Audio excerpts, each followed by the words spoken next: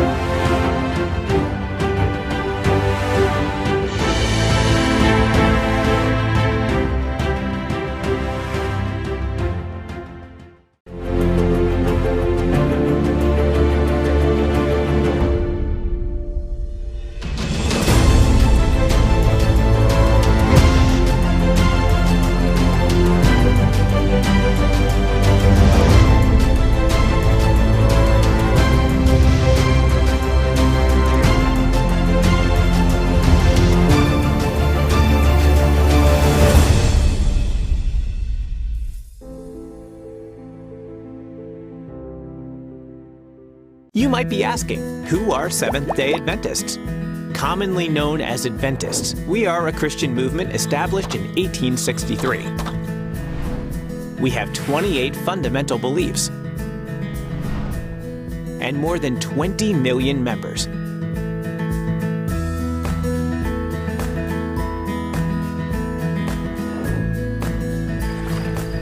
We also observe the seventh-day Sabbath.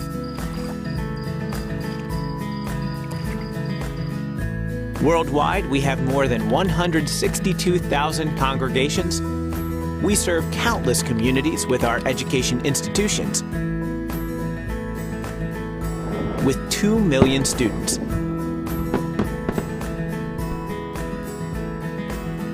And 198 hospitals around the world. And it's all because we love Jesus.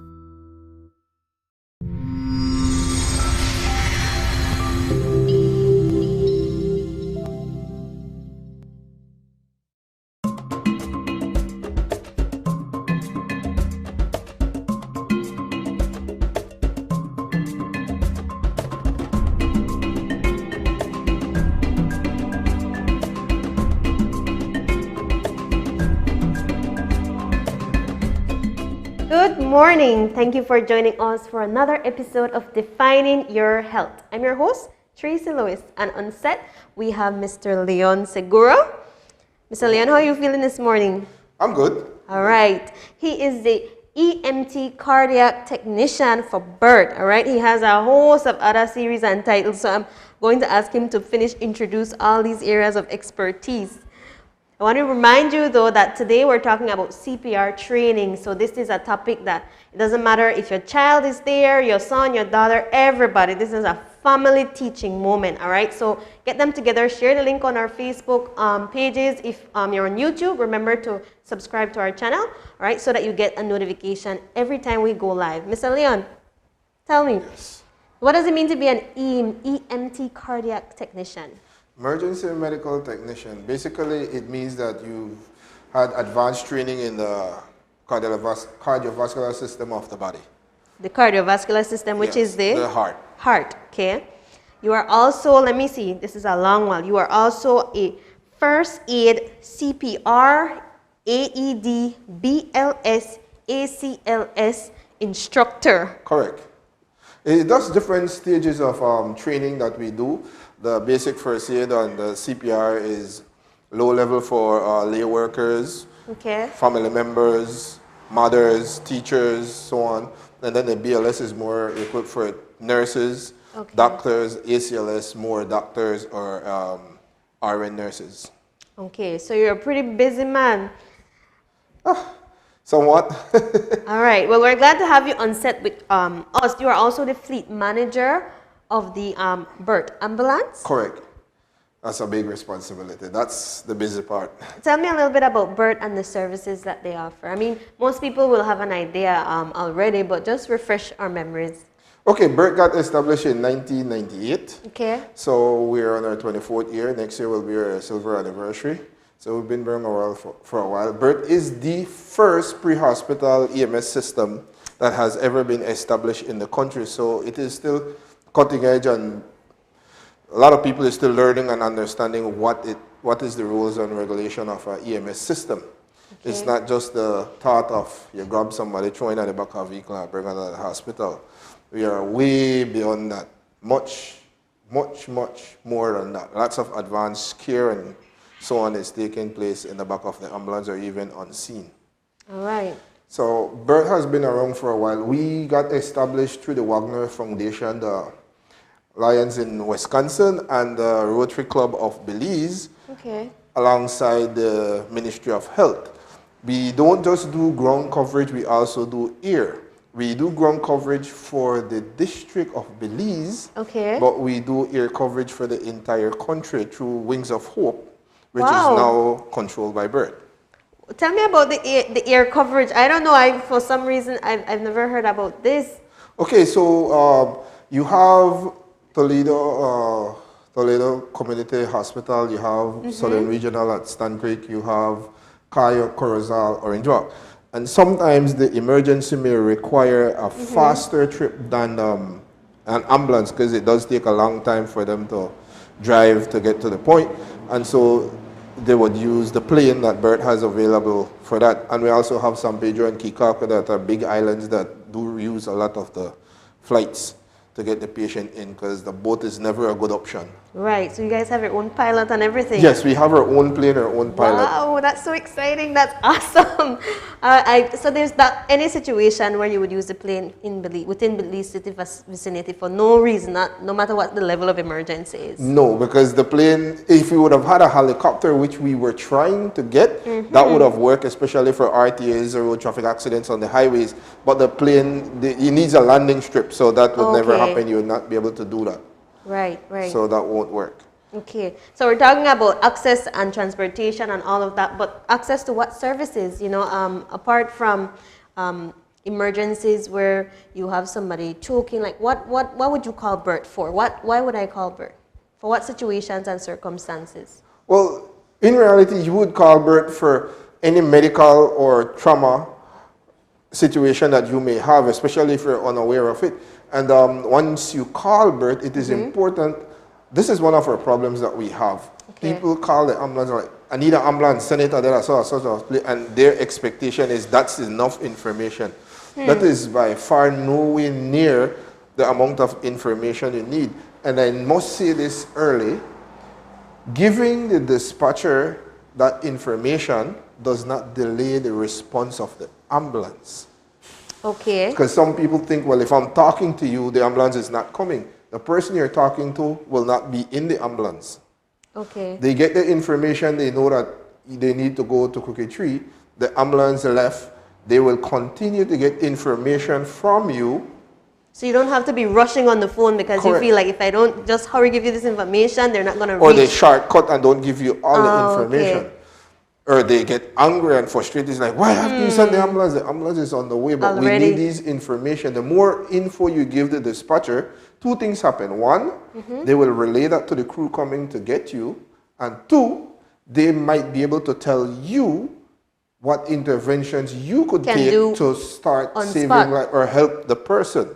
So it is important to give that information. Okay, I didn't know that. I think that's amazing update because I would do the same thing naturally. You know, my mom is sick, you need to get here now, and I hang up. Yes, I give the directions. Yes, some people don't even wait. They just hang up.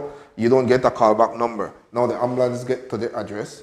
Nobody at B.E.R.T ambulance knows everywhere in the country. They can't find the location. We can't call you back. And You're then there needing help, and we can't call you back because you've never given us a chance to get all the information. Right. So lots of things is very important why you must stay on the line. Once you call the ambulance, never hang up until you're told to do so. Okay, it means the dispatcher has gotten all the information that you need. Also, you have to keep in mind that the person answering the phone, the dispatcher, is not just a secretary like business is. It's a trained EMT. Okay. So that person also works on the ambulance, so they're aware of everything that is going on, and they could walk you through the necessary steps to do some life-saving skills for your loved one. What to do? Okay. Correct. All right. That's good information to know. And since we're on the topic, what's the number to call? 2233-292.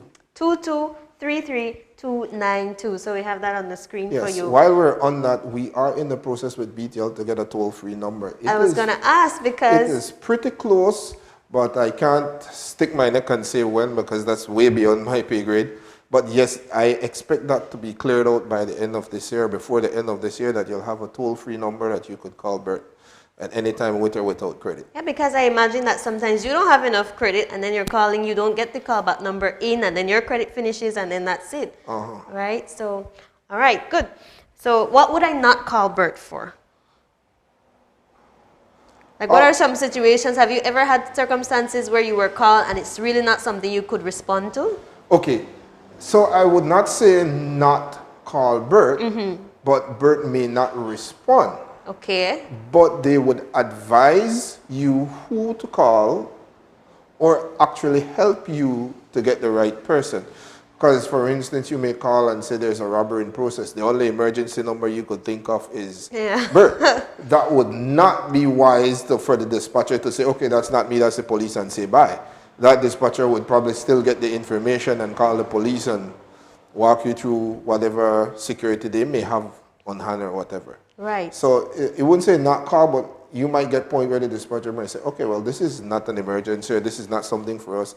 And they have a barrage of information that they'll be able to share with. Also, B.E.R.T only responds for ground emergency within the Belize district. Okay. So that would be from Ribbon Ridge in the north to La Democracia on the Western Highway. All right, good. Including all the River Valley areas, Rancho and Dolores and those points out there. Right, so let's say that we know that we have to keep it within the range of medical emergency, but what if there's a death already? Do I call the police first? Do I call B.E.R.T? It would work either way. If you call the police and it's a sudden death, police would probably still call B.E.R.T to go and check. And if you call B.E.R.T, B.E.R.T would send the crew, and if it happens that the person is passed on, we would still call the police for them to come and do their check, because that requires both. Okay, just some clarity there. All right, so good. You all have this initiative that I'm hearing about, this Go Red.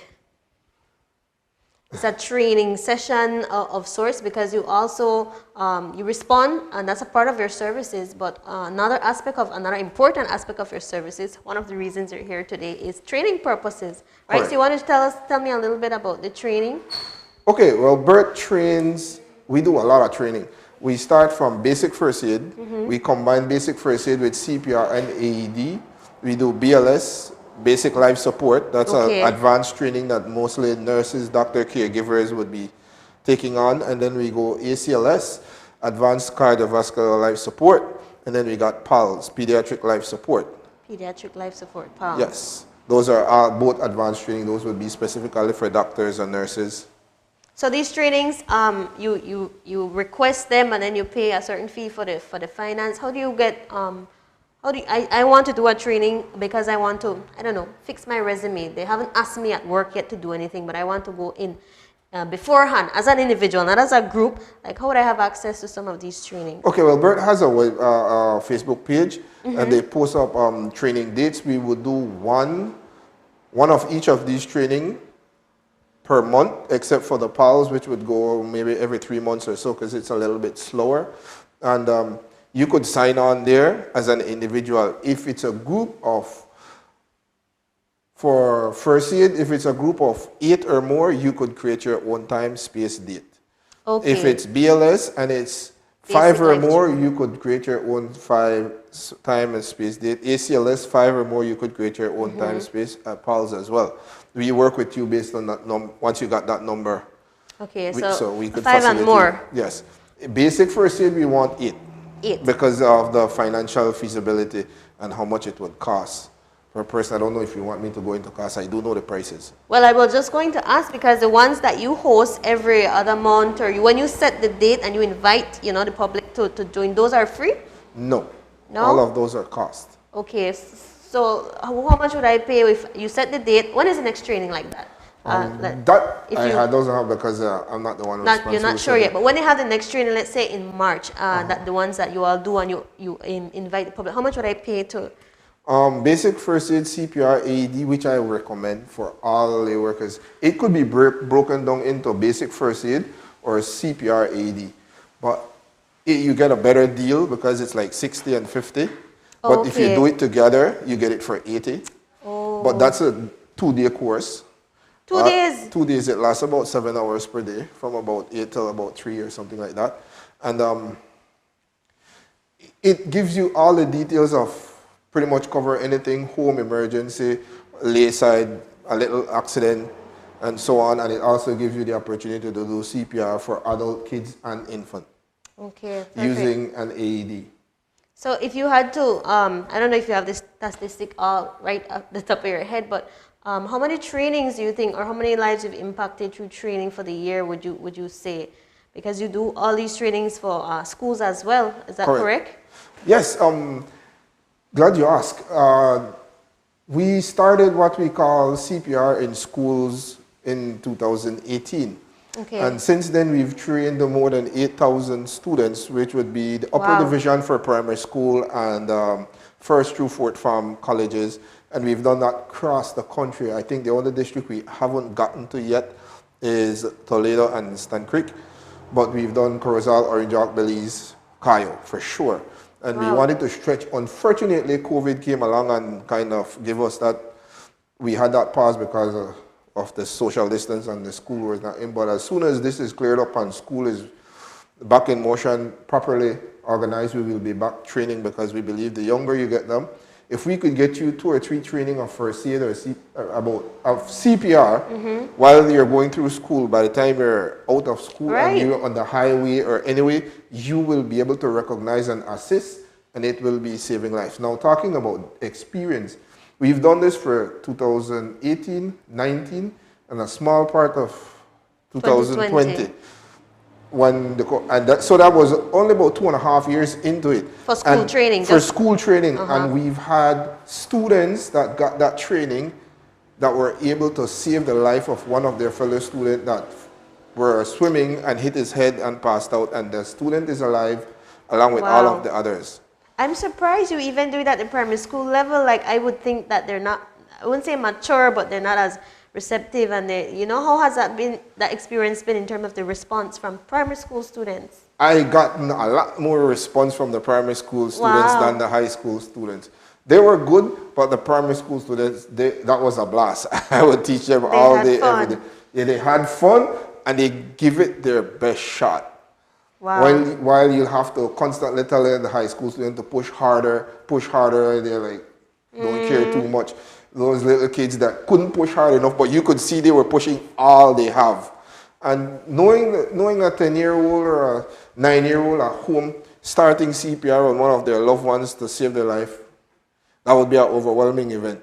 Man, that's amazing. It's a pity that the COVID has put such a little damp in it. Why hasn't there been more effort in terms of virtual trainings? Well, one of the things is the technique. We believe that the technique is very important, and so we need to physically see you using the technique correctly. And so that's one of the reasons why training like this we could do on the TV and so on. We talk about it, and they do some learning, but we really prefer that you get that personal upfront. Personal. So when we do training, our training is based on the standards of American Heart. It's an international organization, been doing researches for the past 100 years. So we do best practices. We have instructor to personnel ratio, so we minimize the amount of students per instructor so that each person get that hands-on direct training. So when you're done, you're confident I could go out and I could assist. All right. So today we take the opportunity to teach you something. It's not going to be up close and personal, but when we come back after the break, we'll definitely get into some of those techniques. Before we do that, though, I want you to tell me a little bit more about this special training. You mentioned children, you mentioned adults, but they go red.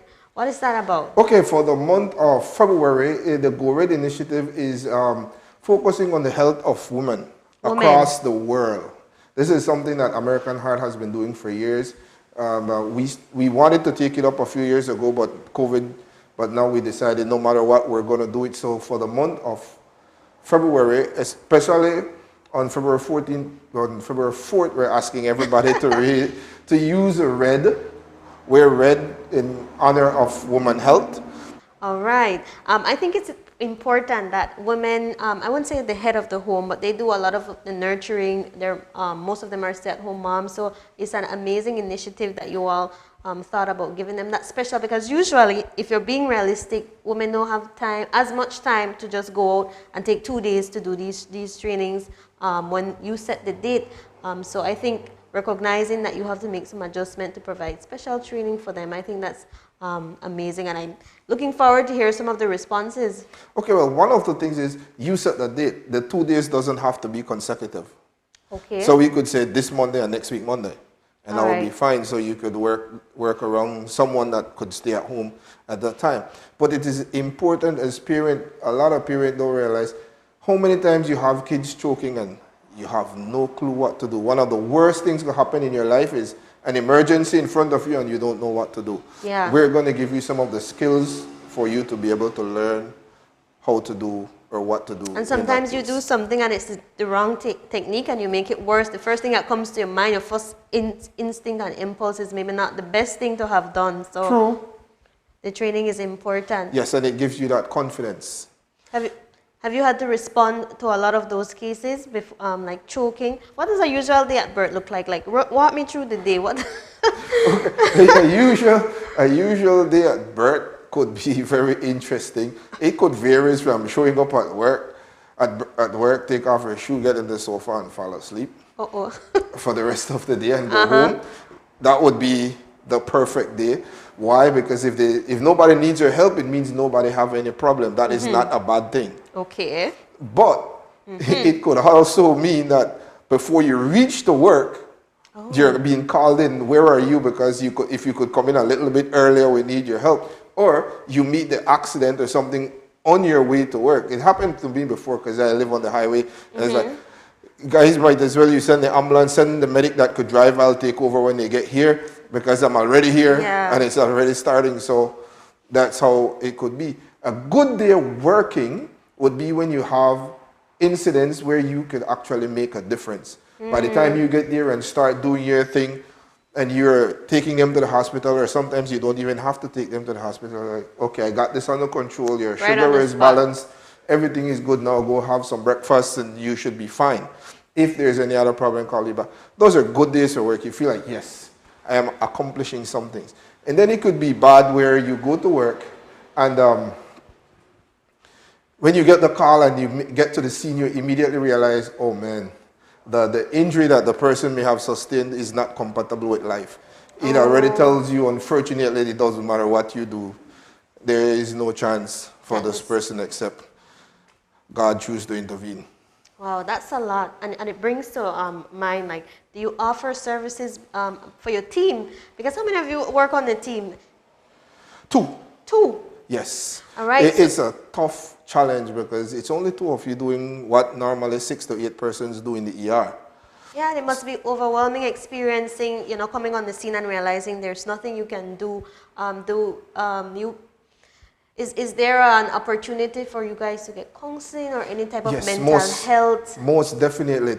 3 steps happen. 1, after every call, you have your debriefing session where we talked about what we've done. Was there anything that you missed or I thought is there something that we could have done better or done differently to make the outcome better? Because at the end of the day, it's peace of mind for yourself and knowing that you've done the best for the patient that you work with. Second, you have what we call critical incident stress debriefing, where once you know it's a high stress situation that they've went into, once you have children involved that has been hurt, especially if it's an abused child. That is high stress because you're dealing with parents that are working in the ambulance, so mindset would start thinking this could be my child while I'm at work kind of thing. So those get to their head, and we also have psychiatrists that they could go through and check. So we always do monitoring, and once there's a high stress situation, especially involving children, they would recommend to go to the. All right, so that's great that you all can provide that service. Have you been enjoying the information? So far, it's a wealth of information. So I want to thank Mr. Leon for taking the time because it sounds like your days are always busy. It's a miracle we got you here today. All right, so we appreciate that. When we come back, we're going to take a break right now. And when we come back, we'll get into some of these techniques and exercises that I'm really excited about because I did some in high school, but I guess I was one of those students who didn't pay much attention. So we'll be right back. Thank you for joining us for Defining Your Health.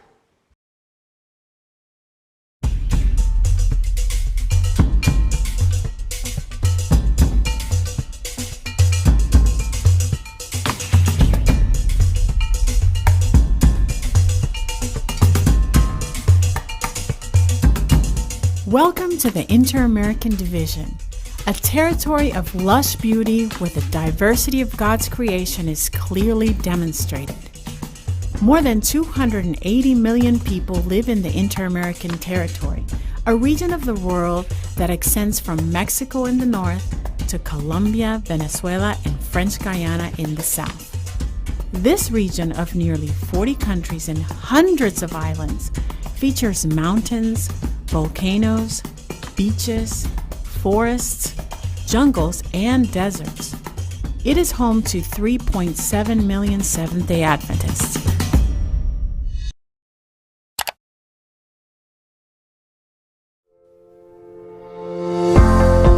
Hi, I'm Pastor Emiliano Viamel. And I'm Elder Shane Neal. And we're the hosts of Hour of Power. We are ready to pray for you and with you.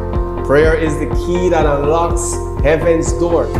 In Philippians 4, 6, and 7, God cautions us not to be anxious about anything.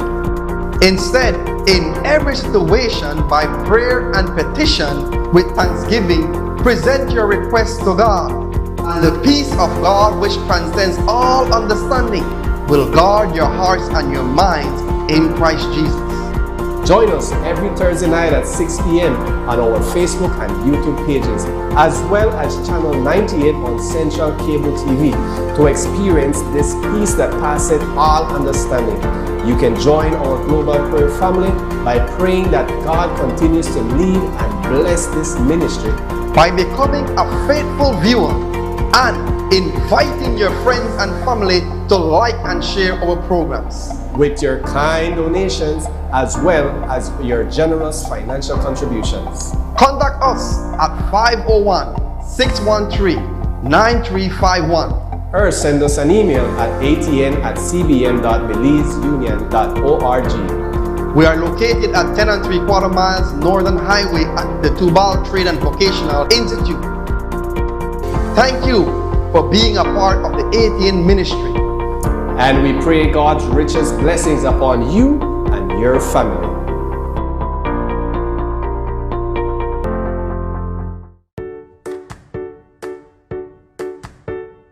A study published in the Journal of the American Dietetic Association found that toddlers aged 12 months and older consumed a third of their daily calories from snacking between meals, with the snacks becoming less nutritious as the children got older. Dietary patterns low in fruits and veggies and high in sweets and saturated fats began to develop between the ages of 12 months and 24 months, and this pattern tended to be established by 24 months. That's a fact. But there's hope. Parents can establish the foundation for a healthy diet early in life when eating habits and preferences are being formed. Simple dietary changes, such as offering more nutritious snacks, can help prevent obesity and chronic disease in our children. So switch the gummy bear for blueberries and see them growing healthier and happier. The Inter-American Division celebrates its centennial anniversary in 2022 under the theme Celebrating His Province and Affirming Our Values, and prayer is just one of those values. The administrators of the Inter-American Division affirms this value with an initiative called 100 Days of Prayer, starting February 1st to May 11th, 2022. This initiative creates a spiritual environment to facilitate an explosion in church growth, education, and service to the community. It also provides support to all the initiatives of the Inter-American Division in 2022 and beyond. Spiritual reflections inspired by the Holy Spirit have been created for each day. These reflections consist of Bible-based gems, promises, and prayer emphasis. We urge families, churches, conferences, and unions to participate in this movement of intercessory prayer throughout the territory of the Inter-American Division. The reflections are available in English, Spanish, and French. Putting God first can be difficult. What can we learn from Esther that will help us put God first in our lives today? When Esther joined the selection process that would eventually make her queen of the Persian Empire, many doubts must have rushed through her mind. Her people were exiles, and their hopes were dim. It looked like God had abandoned them to Persian rule while still requiring obedience. But Esther was beautiful, both inside and out. Even a ruthless king could see that. So, Xerxes chose her to become his queen. Esther enjoyed her palace and privileges she could only have imagined in previous years. After a while, King Xerxes was deceived by an advisor when he issued a death decree against all Hebrews. When challenged to beg the king for mercy, Esther was afraid. It's difficult to put God first when we struggle with poverty and the lack of resources. Yet, wealth and power often also lead people away from Him. How do you put God first when you have more wealth and influence than those around you? Well, follow the example of Esther. She said, "Go, gather all the Jews, and fast for me for 3 days. My maids and I will fast likewise. And so I will go to the king, which is against the law, and if I perish, I perish." Esther was not immune to fear, but she was as courageous as she was beautiful. She bravely decided to put God first, investing all, even her life if necessary, to save others. Her words, "If I perish, I perish," are engraved in the story of God's people to encourage those who, through the ages, would also be called to do the same. And we know how the story ended. Esther put God first. Her example compels us to do the same. As the deacons collect the tithe and promise, we are challenged to put God first. In the heart of America stands the Inter-American Division, It is comprised of all of Central America, the northern parts of South America, and the islands of the Caribbean Sea. What a great diversity fills each corner of this region. Flora, fauna, culture. The strength of our church in this territory is its 3,681,066 members filled with faith, hope, and courage. Our doors are always open. Meeting in 23,319 churches and congregations, large, small, outdoors, or online. It's amazing to know that God is present in each one of them. The Inter-American Division is comprised of 24 unions, divided into 156 local conferences. We spread the message through various means, including the 35 hospitals and clinics across the territory. In its 14 universities, many young people are trained daily to serve God in different professional fields. One theological seminar prepares pastors to serve the church membership and preach the gospel across Inter-America. This is a territory with millions of school-aged children. 790 primary and secondary schools deliver Adventist Christian education to 145,596 students through the dedicated labor of 9,879 teachers committed to serving God and humanity. 9 centers of influence work with creative ideas of evangelism to target various people groups.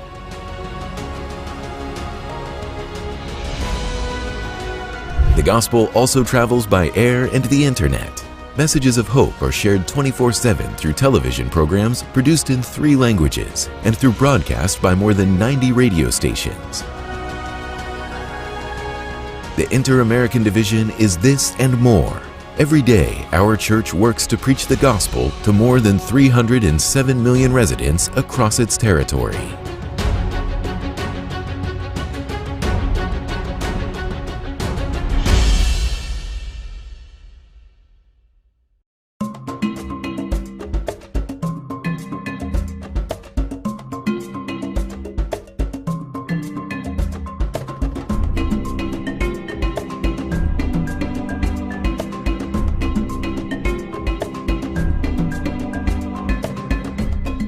Welcome back. This morning we're doing some techniques and training in CPR. So we have with us Mr. Leon Seguro, all right, trained EMT cardiac technician, the big fancy name BLS, ACLS, all these trainings. Today he's going to be sharing with us some techniques for adult CPR training, and we have babies too. I'm excited about that one. And so I will let you take right over and teach me. Right, are you guys ready this morning? This is the part that you've been waiting for. So let's get to it then, Mr. Leon.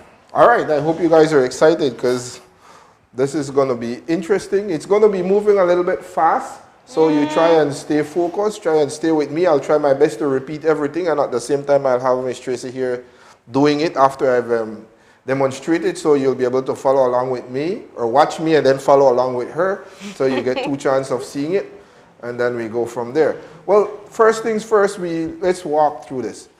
CPR, cardiopulmonary resuscitation. Basically what we're doing is becoming the pump when the pump fail, and also at the same time we provide oxygen to the body by breathing for the patient. Let's stop right there. None of that will be happening today because the training that we will be doing will be hands-only CPR, so we will not be giving any breaths to any of them. Okay. So keep that in mind. No breaths because there's no proper barrier device, and right now we can't take any chances with the COVID virus around, so we're not teaching anybody to give breaths on any of the mannequins for safety purposes. So as we understand that, we could move on. So the first thing first, whenever we're thinking of CPR or helping anyone, we need to make sure that we practice good scene safety. We have to make sure the scene is safe. This is for your safety first, the patient safety, and then bystanders. We use our 5 senses plus 1, the 6th sense, to check to make sure the area is safe. So we start with our eyes. That's what we're seeing to make sure it's physically safe. Nothing to trip us over or so on. We use our ears to listen to make sure that there's no danger coming around. We use our nose to smell for any chemicals or so on.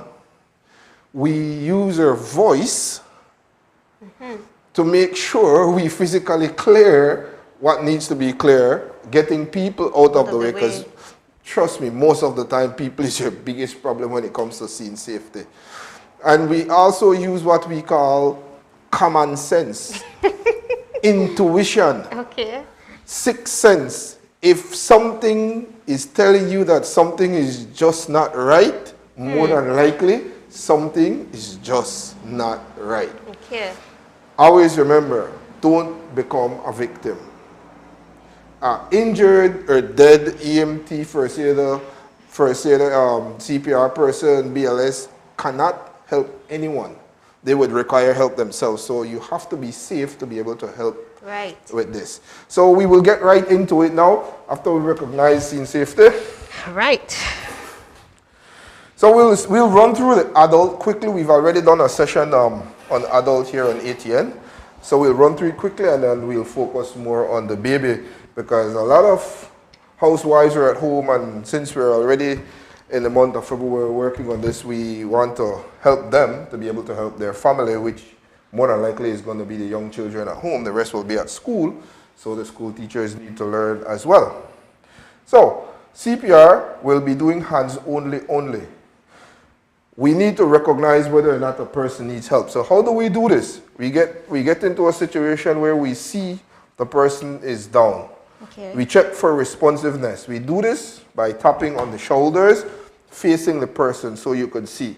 This is a part of scene safety. You don't want to surprise anybody, come from behind and tap them because you might get whacked. Yeah, so, be frightened, respond. So, sir, are you okay? Are you okay? Anything that the person do in response to you tapping them is considered responsive. If that's the case, then that's another class, another appointment with ATN.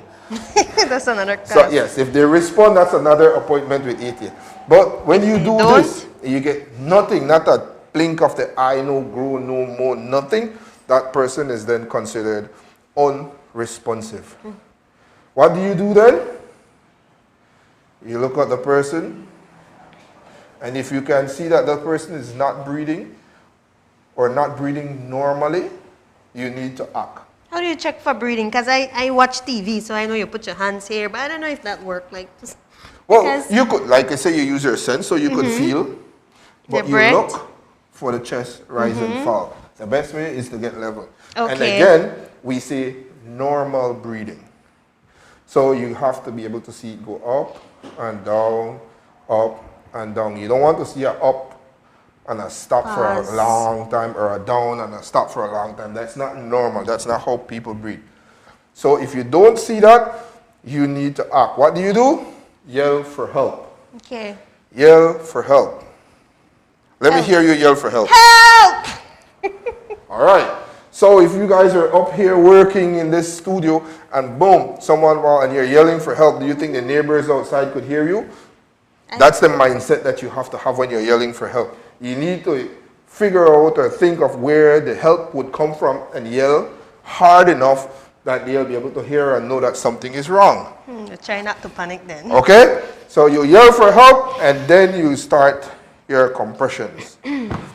Important how we do this. We take the heel of the hand. It doesn't matter if it's left or right.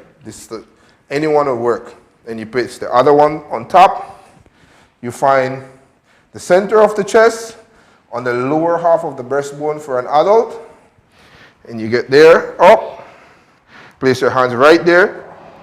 Elbows locked, straight, not flex, straight. And you use your entire body to push down. 1, 2, 3. And you push hard and fast. You would want to push at 100 to 120 times per minute. That is like 2 pushes per second. So it's pretty fast. Okay? So when you're doing this, you want to do it 1, 2, 3, 4, 5, 6, 7, 8, 9, 10, 11, 12, 13, 14, 15. And you do this For how long? How long do you think we do this?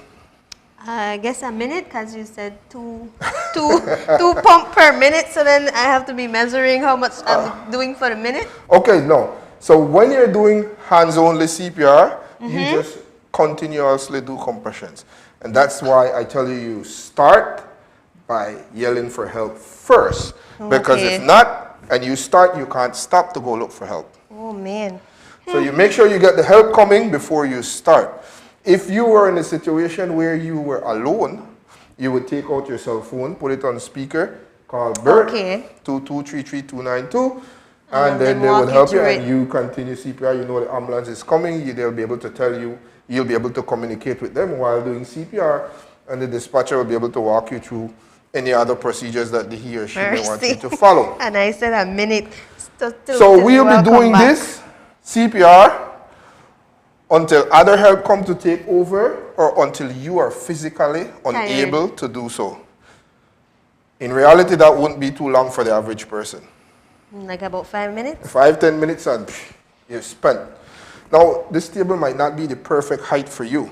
So we're going to run through this. I want you to start from the top with all the procedures that I gave you. All right. So what's the first thing you do? I clear the scene. I look and I make sure that everything, there's no hazard, it's safe. Safe. I want to hear that word. Safe. Yes. All right. And so I tell everybody, please relax on yourself, move out of the way. Right? And then I make sure I'm smelling to see if there's any chemicals, any gas. No gas leak from the vehicle or something. Right. And I'm listening. All right. So my scene is clear. Your scene is clear. So now I'm here and I want to check if the person is responsive. So I'm not going to creep up on them. I'm going to come to the front and tap their shoulders to see if they're responsive. Okay. If they're not responsive, I call. I call for help to make sure that. Yes. When you're tapping, you make sure you're looking to see that response. All right. All right, sir. Are you alive? Okay. No response. No response. And so I see if I can get help. I call for help. No help coming. What I can do is if I have my phone, I call B.E.R.T and to see, report it and have you guys on the line. If you tell me to go ahead, then I will go ahead. But make sure I try to get somebody on the line. Okay. And then I start to, I find the center of the chest. Center, just below the nipple line or the lower half of the breastbone. All right, just below the lower half. That's a perfect spot. All right, and then I don't remember which hand you had first. Anyone, it doesn't matter. The heel of the hand. The heel of the hand. All right. And so I apply pressure about 2 pumps per second. Correct. Okay, so I'm a little low, so I will be like. Yes, this table is a little bit high for you. You want to lock the elbows and use your upper body to push down with. Okay, yeah. So lock the. This person will make it about a minute. Faster. 1, 2, 3, 4, 5, 6, 7, 8, 9. Okay, you're doing a pretty good job. We could get better at it. This mannequin actually is designed for training, and if you notice, once you're doing it right, it will give you 2 green lights. Oh, so why was I doing it wrong? Can I get the red light? You need to push harder. Harder? Yes. A little bit slower, but harder. Ha! Come on. It's not going hard, deep enough. All right, there you go. Yes, I got the green light. All right, so you would continue on. You would do this until help comes or not, and then that's how it works. But then the regular person doesn't have these lights. So how do I know when I'm pushing too hard? This is for practice, and this gives you the confidence to know where you are. So when you're doing it on a real person, you already got that feel to where 2 inches is. Because you're pushing down for 2 inches. Oh, about 2 inches. Correct. Okay. All right. All right, and we're going to wrap it up for the adult because we want to get the baby in. So we have this baby here, and I'm not going to give this baby any name today because the last thing I want is me giving this baby a name and someone at home watching actually has a baby that names that like that. So we're just going to call him baby today. Okay, baby. All right. We start off, the rules are the same. What is the first thing we do? You could walk me through this. Okay. What is the first thing we do? Clear the scene. Make sure that it's safe. All right, because your baby fell or tripped or something. So make sure that everything is clear. And then you use your 5 senses again to make sure that it's safe. eyes, nose, ear. If you have other kids around, tell them to step back or go into the room or something so that everything is clear, right? Oh, okay. So Okay. you get everybody out of the way. And then we check for scene safety. I mean, we check for responsiveness. Oh, yes. So you do that the same way for the child? No, I was setting you up. So we check for responsiveness by tapping the bottom of the baby's feet. Okay. This is where we check for responsiveness. And Interesting. anything that the baby does in response to that is considered responsive. If they does nothing, then the baby is unresponsive. This is important because you imagine a big guy like me on top of your baby coming in to check for responsive the same time mommy and daddy walk in. Imagine what they will say, that you killer, that you made a beater, you made abuse me, baby. Yeah. So you have to be careful. So we tap there and we check for responsiveness there. And then immediately after we look for signs of breathing. No signs of breathing, we yell for help. Same way we yell for help, and then we get ready to start CPR. There's 2 ways of doing compressions on the baby because we will not be giving any breath. We could use 2 fingers, and we start here. Place the finger right in the center of the chest, just the center of the chest. So right between the nip line, and you start and you push. 1, 2, 3, 4, 5, 6, 7. Mercy, they have some big baby. Right here. 2 So you try fingers. You should get them both green lights on. What if I use my thumb? I No, can't. no. But my thumb have more strength. Lock them together and push. Fingers then weak. Mercy. There you go. Okay, that's one technique. Or we could use the hand encircling technique where we use 2 thumbs, we secure the baby, and we go this way. Oh yes, I think I prefer that. Either one works fine, and that's how you do compression. Now it is important for something when it comes to child, their bones are really soft.